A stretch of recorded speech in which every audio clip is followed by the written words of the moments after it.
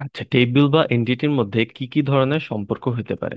হুম table গুলা বা entity গুলার মধ্যে রিলেশনশিপ যেগুলো আসলে ইয়ার ডায়াগ্রামে ইউজ হয়। হ্যাঁ, ইয়ার ডায়াগ্রাম তো আমরা এখন শিখবো না, বাস রিলেশন গুলা একটু দেখবো। দেখি, ফার্স্টে আসে হলো ওয়ান টু ওয়ান রিলেশন।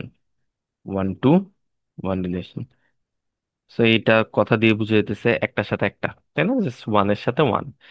তো এই জিনিসটা কি? জিনিসটা হলো যে কোন একটা টেবিলের একটা রেকর্ডের সাথে একটা টেবিলের একটা রেকর্ডেরই রিলেশন। তাহলে একটা টেবিলের একটা রেকর্ডের সাথে অন্য টেবিলের একটা রেকর্ডেরই রিলেশন থাকবে। এটার এক্সাম্পল কি হতে পারে? এটার এক্সাম্পল হলো পার্সন আর পাসপোর্ট বা এনআইডি। হ্যাঁ, তো একটা পার্সনের একটা পাসপোর্ট আইডি থাকতে পারে, তাই না? একটা পার্সনের জন্য একটা পাসপোর্ট আইডি থাকবে, আবার একটা পাসপোর্ট আইডির জন্য বা একটা পাসপোর্টের জন্য কিন্তু একটা পার্সনই রেসপন্সিবল, মানে সেটা তার বিলঙ্গিং, তাই না? একটা পাসপোর্ট কিন্তু একটা পাসপোর্ট একটা পার্সনেরই বিলং করে, একটা পার্সনের জন্য বিলং করে, তাই না? তাহলে এই জিনিসটা যে ওয়ান টু ওয়ান, যেমন আমার কাছে যদি পার্সন টেবিল থাকে।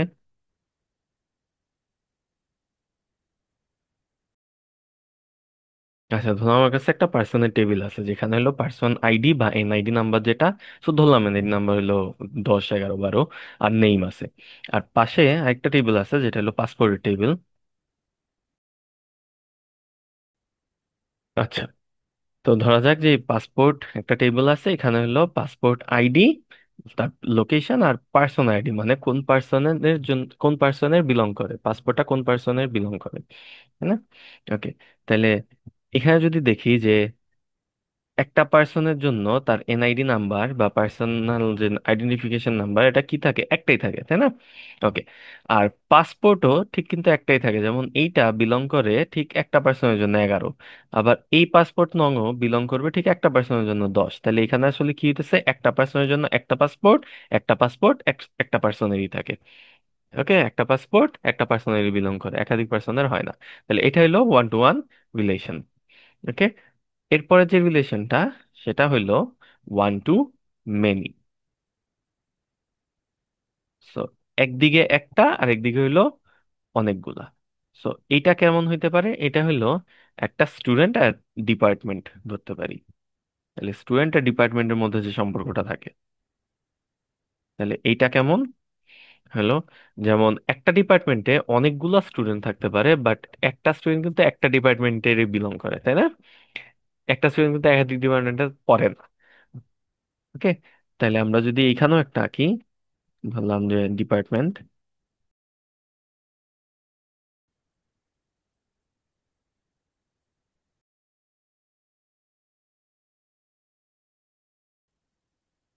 আচ্ছা, তো এটা ধরা যাক যে স্টুডেন্ট টেবিল, যেখানে হলো স্টুডেন্টের আইডি আছে, স্টুডেন্টের নেম আছে, স্টুডেন্টটা কোন ডিপার্টমেন্টে পড়ে সেটা আছে। তো এখানে কি হইতে পারে যে একটা ডিপার্টমেন্টে অনেকগুলো স্টুডেন্ট পড়তে হয়, তাই না? যেমন জারিফ পড়ে সিএসসি ডিপার্টমেন্টে, আলু পড়ে সিএসসি ডিপার্টমেন্টে, মুলাও পড়ে সিএসসি ডিপার্টমেন্টে। আবার এখানে ট্রিপলিতে পড়ে হলো কমলা, ট্রিপলিতে পড়ে হলো বেগুন, আর পটল হলো সিভিলে পড়ে। তাইলে একটা স্টুডেন্ট একটা ডিপার্টমেন্টেই থাকে, একটা স্টুডেন্ট একাধিক ডিপার্টমেন্টে থাকতে পারে না, একটা স্টুডেন্ট একটা ডিপার্টমেন্টেরই স্টুডেন্ট হয়। কিন্তু একটা ডিপার্টমেন্টে অনেকগুলো স্টুডেন্ট থাকতে পারে।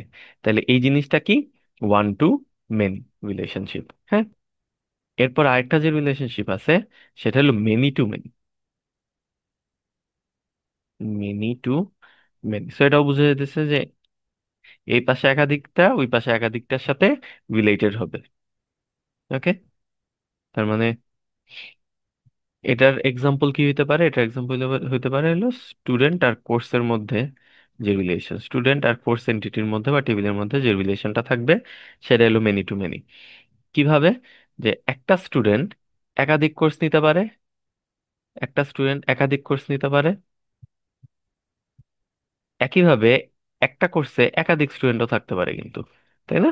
তার মানে এটা হলো মেনি টু মেনি রিলেশন। আমরা যদি এই টেবিলটা আঁকাই। আচ্ছা, তাহলে ধরা যাক আমাদের কাছে একটা স্টুডেন্ট টেবিল আছে যেখানে স্টুডেন্টের আইডি আর নেম আছে, আর একটা কোর্স টেবিল আছে আইডি আর নেম।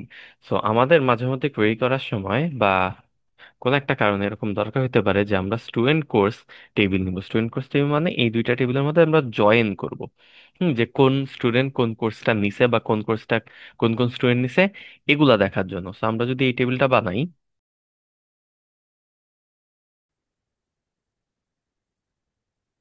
আচ্ছা, তো আমরা যদি এখানে দেখি যে স্টুডেন্ট কোর্স টেবিলে কি হয়েছে, যে 100 নাম্বার যে স্টুডেন্ট সে CS1 নিছে নিছে, সে আবার CS2 নিছে।